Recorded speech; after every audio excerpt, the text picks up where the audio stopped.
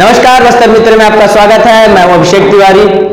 कांकेर के वरिष्ठ पत्रकार कमल शुक्ला और सतीश यादव के साथ मारपीट, गुंडागर्दी व जान से मारने की कोशिश की गई थी। इस गुंडागर्दी में सत्तारूढ़ कांग्रेस पार्टी के लोग शामिल हैं। सरकार अपराधियों के ऊपर कार्रवाई नहीं कर रही है। इससे देश भर के पत्रकारों, विभिन्न सामाजिक संगठनों में सरकार के प्रति काफी आक्रोश है। घटना को हुए 12 दिन बीत चुके हैं, लेकिन सरकार ने अब तक कोई कार्यवाही नहीं की है और न ही सरकार की कोई मंशा है। सरकार के इस अड़ियल और पत्रकार विरोधी रवैये के चलते प्रदेश और देश के विभिन्न हिस्सों के पत्रकार साथी 11 अक्टूबर को एक बार फिर राजधानी रायपुर में इकट्ठा हुए और सरकार के खिलाफ एक बड़े प्रदर्शन की तैयारी की।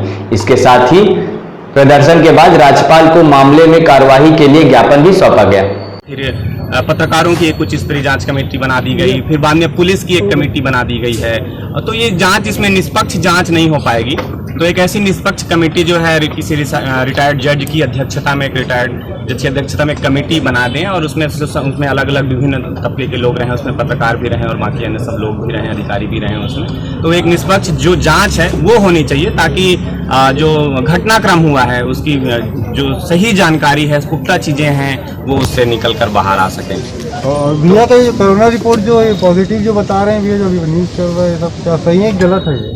नहीं, देखिए अभी वो तो रिपोर्ट आई है, बोला जा रहा है, हमारे तक भी इतनी ही खबर आई है कि उनकी रिपोर्ट जो है पॉजिटिव आई है। अब इस बारे में तो डॉक्टर ही कंफर्म करेंगे कि उसमें क्या सच्चाई है।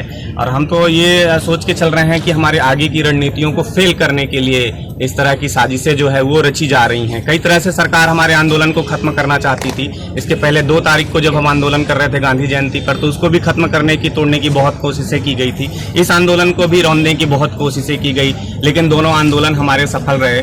और हम इस आंदोलन को और आगे बढ़ाना चाहते हैं और उसकी रणनीति जो है पर हमारी चर्चा हुई है। अब उसकी कैसी रूपरेखा तय होती है, या अभी हम चर्चा करेंगे इस संबंध में आगे। कमल भैया के भी साथ चर्चा करेंगे और बाकी सब साथियों के साथ भी चर्चा करेंगे। तो उस हमारी जो रणनीति है उसको फेल करने की एक साजिश भी ये हो सकती है सरकार की ओर से। तो मुझे जो ज्यादातर प्रतीत हो रहा है कि एक साजिश का ही हिस्सा है कि जो उनको कोरोना पॉजिटिव बताकर उनको जो है कि वो चाह रहे हैं कि अस्पताल में ही रहें और इनको निकलने ना दिया जाए। कहीं ना कहीं उनको जान को खतरा है क्या? जान की खतरा को लेकर वो अंदेशा तो पहले से ही जताते रहे हैं कि मेरी जान को खतरा है करके। और वो जब भी अस्पताल में भी भर्ती थे तो वो जब ऊपर के वार्ड में जब वहां थे तो उनकी तबीयत बहुत ज्यादा खराब थी, सीरियस थे बहुत ज्यादा, और उनके ऊपर कई मशीनें लगा दी गई थी और उनको लगातार इस तरह से ट्रीट किया जा रहा था जैसे पता नहीं कितना बीमार हो गए हों। जबकि उनको बाद में जो है स्वास्थ्य मंत्री जी का जब फोन आया और उनके बाद उनको जब शिफ्ट किया गया डीकेएस में नीचे, कि उनको अलग से प्राइवेट रूम दिया गया, उसके बाद से उनकी स्थिति जो है थोड़ा सामान्य हुई है। कांकेर कलेक्टर और एसपी के ऊपर क्या कार्रवाई होगी, इस प्रकार से कोई बयान आया है क्या? नहीं, देखिए अभी कार्रवाई का लेकर तो कोई बयान नहीं आया, लेकिन हमने जो है बात अपनी रखी है कि देखिए पूरे प्रकरण पे जो है कांकेर के एसपी और कलेक्टर की जो भूमिका है वो संदिग्ध है। क्योंकि जब इस पूरे प्रकरण के बाद एक ऑडियो जो आया था और उस ऑडियो में एसपी कलेक्टर का नाम आता है और कांग्रेस के किसी बड़े लीडर का नाम आता है उसमें जो है, तो जब उन्हीं की भूमिका संदिग्ध है तो ऐसे मामले में, जैसे कल भी उन्होंने कार्रवाई के आदेश एसपी की ओर से जारी किए गए हैं या उनको राज्य सरकार उनको आदेशित कर रहा है कि आप कार्रवाई करिए, तो जब एसपी कलेक्टर की भूमिका खुद ही संदिग्ध है तो उस मामले में तो उनके खिलाफ खुद इंक्वायरी बैठनी चाहिए। तो जब उनके खिलाफ इंक्वायरी बैठना है तो हम तो उसी की मांग कर रहे हैं कि उनके खिलाफ भी इंक्वायरी हो।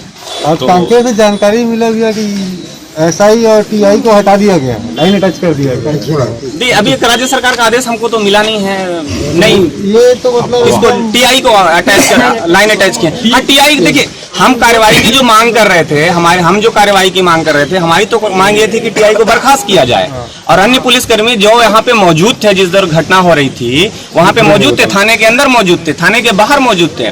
न तो उन्होंने कमल शुक्ला को बचाने की कोशिश की, सतीश यादव को बचाने की कोशिश की, उन्होंने तो बचाने की कोशिश भी नहीं की, बल्कि उनके संरक्षण में अगर समझिए ये मारपीट हुआ। ऊपर से एसपी कलेक्टर एसपी को फोन किया गया, एसपी को भी फोन किया गया, लेकिन न तो एसपी पहुंचे न तो कोई वरिष्ठ अधिकारी वहां पर पहुंचा। तो ऐसे अधिकारी कैसे उस जगह पे रह के काम कर सकेंगे? कैसे असंवेदनशील अधिकारी हैं ये? तो ऐसे अधिकारियों को, ऐसे असंवेदनशील अधिकारियों को जिले में रहने का या एसपी के पद पर रहने का अधिकार नहीं है। महोदय अभी क्या आश्वासन दे के आपको भेजे हैं?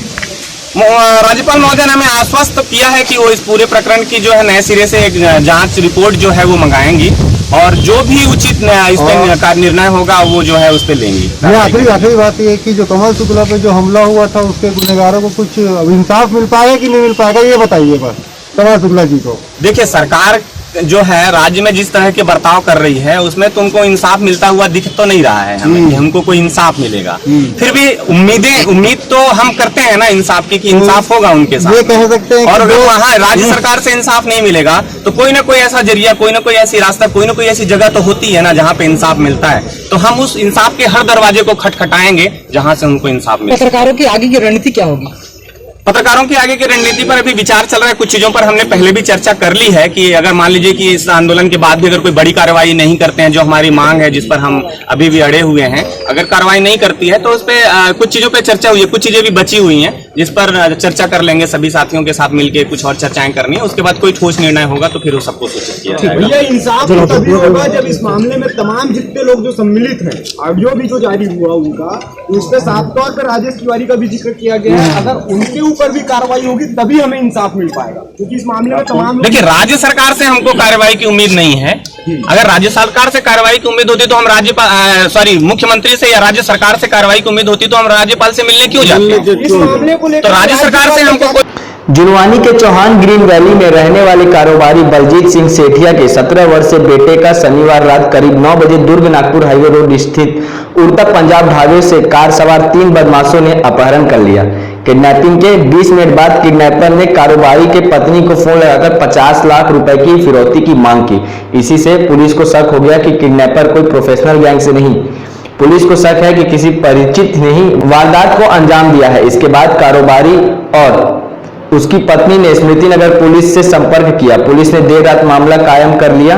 पुलिस कारोबारी के बेटे समेत किडनैपर की तलाश कर रही है। पुलिस को ढाबे पर लगे सीसीटीवी कैमरा का फुटेज और दुर्ग हाईवे पर बने टोल नाके पर लगे फुटेज मिल चुके हैं। रायपुर जिले के आरंग इलाके में रविवार को सड़क हादसा हो गया। हादसे में 5 पुलिस जवानों के घायल होने की खबर है। ट्रक ने सामने की तरफ से पुलिस की एसयूवी कार को टक्कर मारी। इसके बाद ट्रक और एसयूवी दोनों ही सड़क के किनारे खेत में घुस गए। एसयूवी पलट गई और उसका एक पहिया भी टूट गया। हादसे के वक्त एसयूवी में सवार पुलिस टीम एक जांच के सिलसिले में आरंग जा रही थी। यह टीम रायपुर पुलिस की साइबर सेल से जुड़ी टीम बताई जा रही है। पुलिस जवानों को शरीर में कई जगह फ्रैक्चर हुए हैं। घटना के संबंध में पुलिस जांच कर रही है। घायल जवानों में वीरेंद्र, कृपा सिंह पटेल, जमील खान, किशोर सेठ और आशीष द्विवेदी शामिल हैं। जिले में एक ऐसी नहर है जिसे साल 2005 में किसानों को पानी देने के मकसद से बनाया गया था, मगर 15 साल बाद अब इस नहर को लेकर जो तथ्य उजागर हो रहे हैं वो भ्रष्टाचार की नदी बहाने की दास्तान बताती है। 15 साल में इस नहर से पानी किसानों तक पहुंचा ही नहीं है। इसके मेंटेनेंस के नाम पर करोड़ों के टेंडर हो गए और ठेकेदारों ने गुणवत्ताहीन काम भी शुरू कर दिया। रविवार को भोपालपट्टनम के जिला पंचायत सदस्य बसंत टाटी ने इस नहर के प्रोजेक्ट में घोटाले का आरोप लगाया। बसंत टाटी ने बताया कि इस नहर में 1200 मीटर की रिटर्निंग वॉल बनाने का काम हो रहा है, जबकि पहली प्राथमिकता है तो पानी गांव तक पहुंचाना होना चाहिए।